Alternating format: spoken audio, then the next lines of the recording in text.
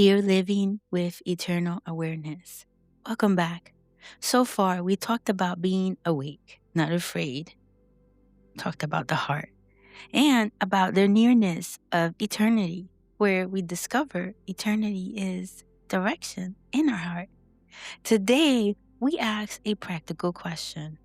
What does it look like to actually live with eternal awareness? Right here in ordinary life. Not floating above reality, not withdrawing from the world, but being fully present with eternity in view. The Bible says, "So teach us to number our days, that we may gain a heart of wisdom." Psalms 90, verse 12. This verse isn't about anxiety. It's about attention. Eternal awareness doesn't rush us. It actually grounds us. This verse is not about counting time. It's about understanding its value. Let's dissect it a little bit. Teach us. Wisdom doesn't come naturally. We need God to teach us how to live, to number our days, not to fear how few they are, but to recognize that each day matters. Life is fragile. Time is a gift. That we may gain a heart of wisdom. Wisdom isn't just information. It's a way of living, choosing what matters most while we still can. In simple words, God, help us live aware that life is brief, so we don't waste it on what doesn't last. Now, how does all of this fit in? Living with eternal awareness. Well, when we number our days, we love more intentionally. We forgive more quickly. We stop postponing obedience. We become present instead of distracted. This verse, as you see, doesn't rush us. It wakes us. It's supposed to wake us up. When we remember that our days are numbered, our love becomes deeper, our priorities clearer, and our lives more meaningful. And this is the heartbeat of living with eternal awareness. Not living in fear of the end, but living fully until He comes. Living with eternal awareness is not obsessing over end times, withdrawing from responsibilities, or living in fear of tomorrow. Jesus never taught escapism. He taught faithfulness. Eternity was never meant to make us less human. It was meant to make us fully alive. Again, I have to repeat this. When eternity becomes part of how we see life, we speak more honestly. We forgive more quickly. We love more deeply.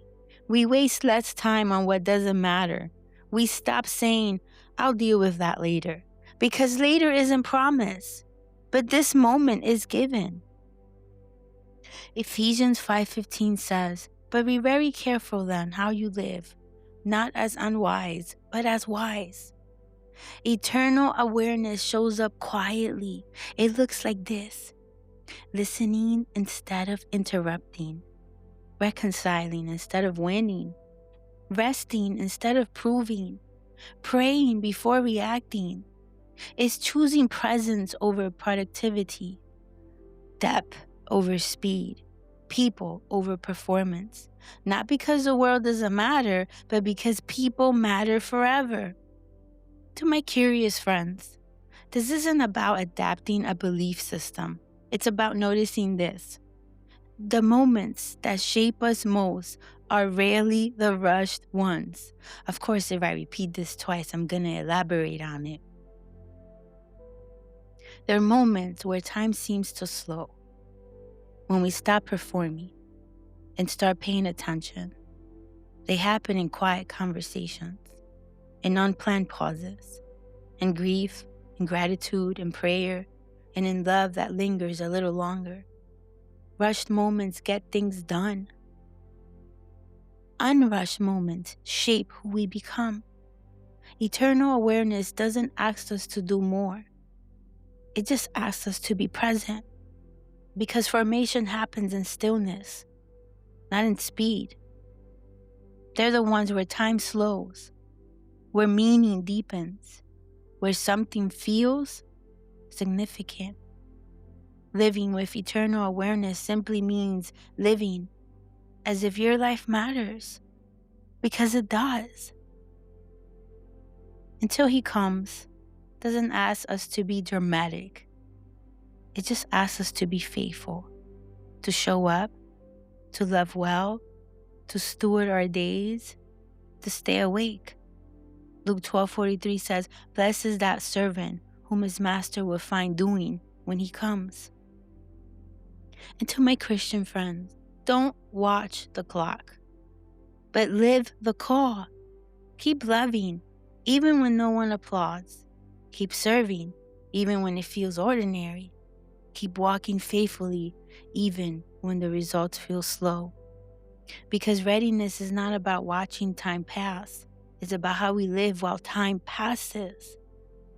So to end, faithfulness doesn't always look dramatic. Sometimes it looks like showing up again, loving well in ordinary places, doing the work of today with eternity in view. So I just ask God to teach us to live awake, not anxious about tomorrow, not distracted by today. Help us to see time as a gift, people are sacred, and love as eternal. To help us to live faithfully until He comes. In our next episode, we'll talk about when comfort makes us sleep.